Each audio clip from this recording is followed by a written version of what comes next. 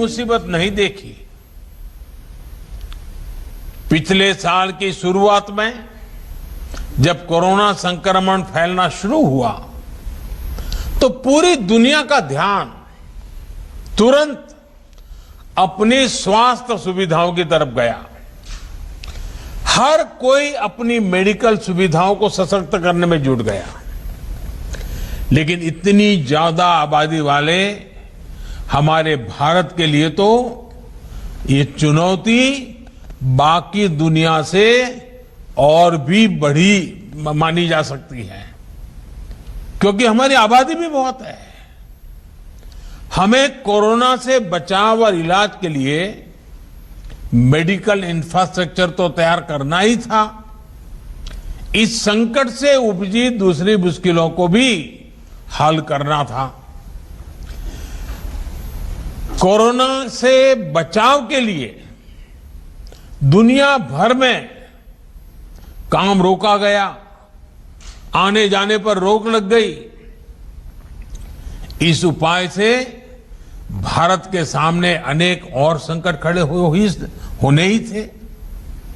इन संकटों पर भी भारत ने, हम सब ने एक साथ मिलकर के काम किया।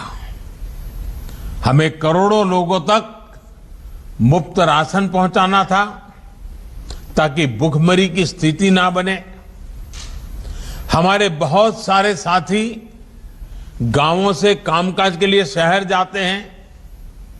हमें उनके खाने पीने, रहन सहन का प्रबंध भी करना था और फिर गांव लौटने पर उनके लिए उचित रोजगार भी सुनिश्चित करना था। ये सारी समस्याएं एक साथ हिंदुस्तान के हर कोने में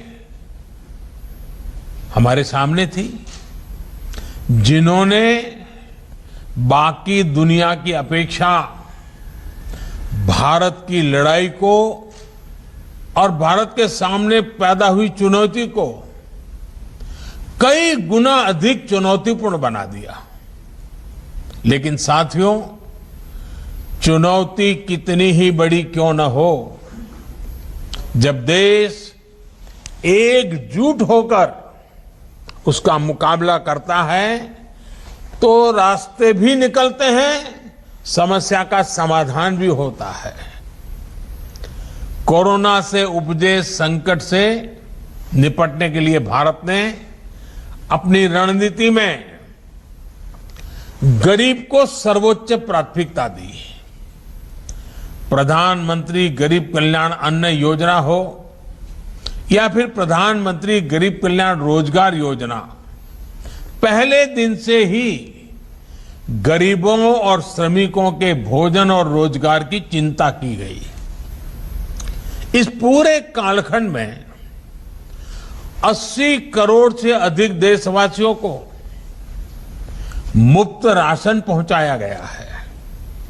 सिर्फ गेहूं, चावल और दाल ही नहीं, बल्कि लॉकडाउन के दौरान हमारे 8 करोड़ से अधिक गरीब परिवारों को